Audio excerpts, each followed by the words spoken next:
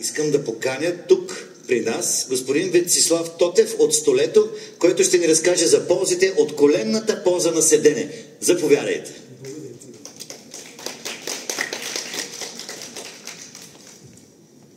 Здравейте!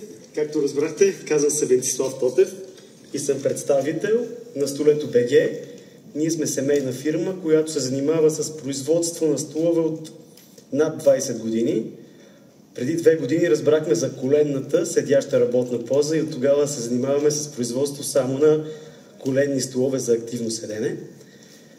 Така ще започнем малко по-далече каква е разликата между столовете и защо този стол е толкова подходящ за хората, които се трудят пред бюрата, стоят по 8 плюс часа.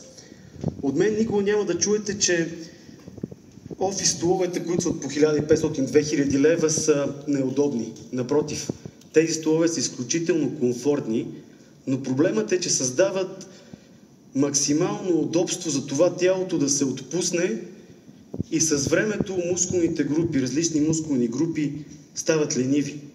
Някои дори може да доведат до атрофия. И тук идва момента, в който всички ни казват на 40 минути и на час ставайте да се раздвижват. Това е много лесно да се каже, ставай да се раздвижваш. Както са нашите приятели, примерно счетоводителите, по времето на ДДС-то те не могат да станат да се хранят, камо ли да станат да се раздвижват. И тогава идват столовете за активно седене. Този тип столове, сега ще ви покажа горе как изглежда самата коленна седяща работна поза. Така са създадени, че когато седим на тях, гръбначният стълб застава с правилната физиологична извивка. Запазваме лордозата и кифозата. В същото време, до когато седим, ние може да се движим. Нашите мускулни групи са активни. Когато седим на столчето и извършваме това движение, градусите между бедрата и торса са между 120 и 130 градуса, което означава, че имаме възможност за по-дълбоко дишане, а всички знаем, че когато дишаме по-дълбоко, то тогава подобряваме концентрацията и елиминираме един от основните фактори за главоболието след третия час.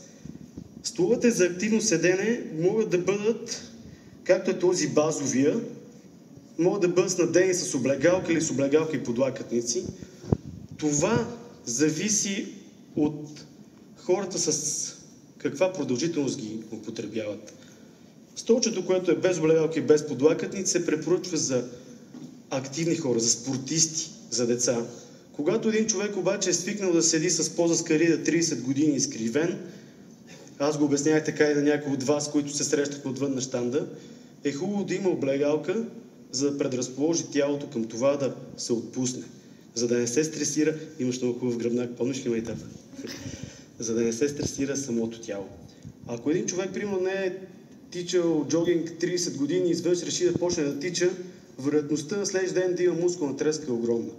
Затова е необходим и самият облегалка, за да може тялото от време на време да изпада в момент на комфорт, начин по който той е свикнал да се чувства.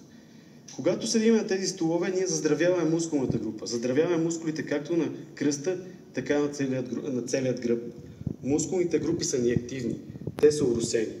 Заболяванията в горната част на гърба обикновено се дължат на това, че когато седнеме, ние забравяме да се движиме. Забравяме, че тялото се нуждае от движение, за да се уросява. Когато сме седнали и сме активни, подобряваме циркулацията на лимфа и кръв в цялото тяло.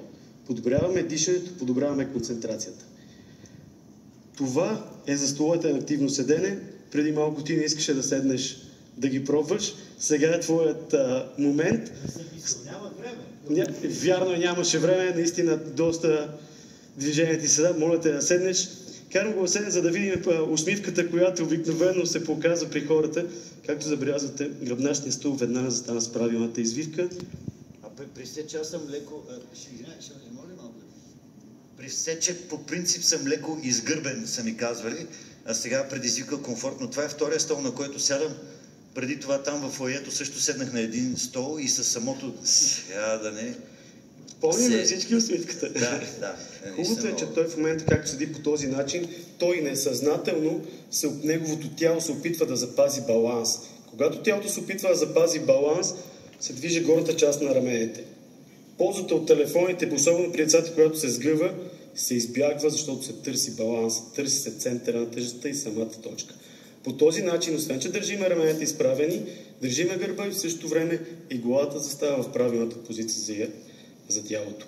Имам доста неща, които да ви кажа, но за всеки един е необходим различен стол. Този на теб ти заспа. Това е моя стол. Ще значи вече с един стол по-малко ще качам в колата, като свърши изложението. Много ви благодаря за това, че обърнахте внимание, че ме изслушахте. За допълнителни въпроси може да заповядате на станда на Столето БГ. Бъдете здрави с активно седене. Благодаря ви. И аз благодаря. Мерси. Така, както разбрахте, въпросът, ако има към господин Тотев, е отвън. Сега. Да, аплодисменти за него.